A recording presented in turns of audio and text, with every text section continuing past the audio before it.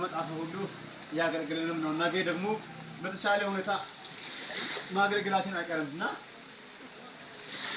ማንም ከመነሻ ነው ከትንሽነት ተነስቶ ነው ወደ ትልቅ የሚደርሰው እና እንደምታዩት ነው።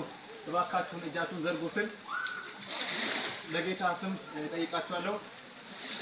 ወንጌል በተመቻቸ ሁኔታ ብቻ አይደለም፣ እንደዚህ ባለው ሁኔታ መካከልም ያው ይሰበካል። ማንም ከትንሽ ይነሳልና እባካችሁን እጃችሁን ዘርጉ ስል በጌታ ፍቅር ጠይቃችኋለሁ። ይሄ በአማሪ ሁኔታ ሲሆን በተሻለ ሁኔታ ደግሞ ሲቀጥል ለሚያየው ደስ ይላል። የምታች ደግሞ ሁኔታው ለመፍጠር ደግሞ ገንዘብ ጉልበትና እውቀትን ይጠይቃል እና እባካችሁን እላችኋለሁ ይሄ የእግዚአብሔር ቤት ነው የሚታዩት። እንግዲህ በተሻለ ሁኔታ ለመስራት ገንዘብ ይጠይቀናል። እንግዲህ አንደኛ ዓመታችንን ባለፈው ቅርብ ቀን ነው የተከበርነውና እባካችሁን እጃችሁን ዘርጉ። በኢሞ የቤተ ክርስቲያኑን ፕሮግራም የምትከታተሉ እንዲሁም ደግሞ በቲክቶክ በዋትስአፕ የምትከታተሉ በዩቲዩብ የምትከታተሉ እባካችሁን እጃችሁን ዘርጉ። ከኛ ጋር ወንጌል አገልግሎትን አገልግሎታችኋለሁ። በጣም ወዳችኋለሁ። ጌታ ኢየሱስ ይባርካችሁ። በሚቀጥለው ዓመት ደግሞ በተሻለ ሁኔታ ሰፋ ብለን ጌታ እግዚአብሔር ይረዳናልና ምርጥ በሆነ ሁኔታ እናመልካለን። እንግዲህ እግዚአብሔር ቤት ዛሬ ይሄን ይመስላልና በተሻለ ቦታ ላይ ደርሰን ደግሞ እግዚአብሔርን ከእናንተ ጋር የምናመሰግንና የምናመልክ ይሆናል። እባካችሁን እላችኋለሁ ስለ ወንጌል ስራ ለመስራት እጃችሁን ዘርጉ።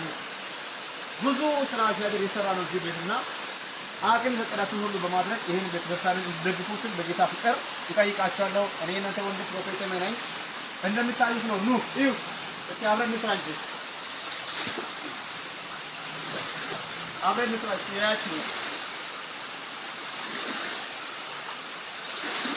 ይኸው እንደምታዩት ነው። እንግዲህ እዩ ይኸው እንደምታዩ ነው። ከላይ ዘንባር ከታች ያወጣን ነው። እንግዲህ በቆብን ነው። እዩት እንግዲህ ጌታ አለ። እንግዲህ እግዚአብሔር ይመስገን ብዬ ነው። ማንም ከትንሽነት ይነሳል በትልቅ ደረጃ። እግዚአብሔር ይባርካችሁ።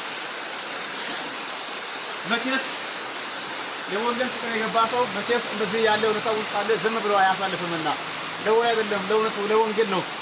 እንግዲህ እንደምታዩት ነው። እግዚአብሔር አለ። ያው እንግዲህ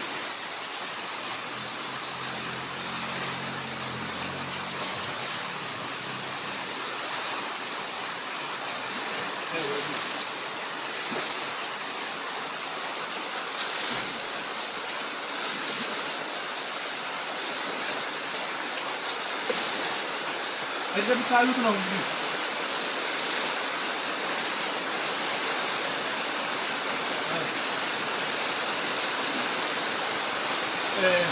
ኑ ላለው እጃችሁን ዘርጉ እባካችሁን እላችኋለሁ። ከጎኔ በመሆን የወንጌል ስራ ስሩ። እወዳችኋለሁ። ጌታ እግዚአብሔር ይባርካችሁ። እንደምትደግፉንና ከጎናችን እንደምትሆኑ ተስፋ አለኝ። እወዳችኋለሁ። የወንጌል ሰው ይበለን። እግዚአብሔር ይባርካችሁ። እጃችሁን ዘርጉ።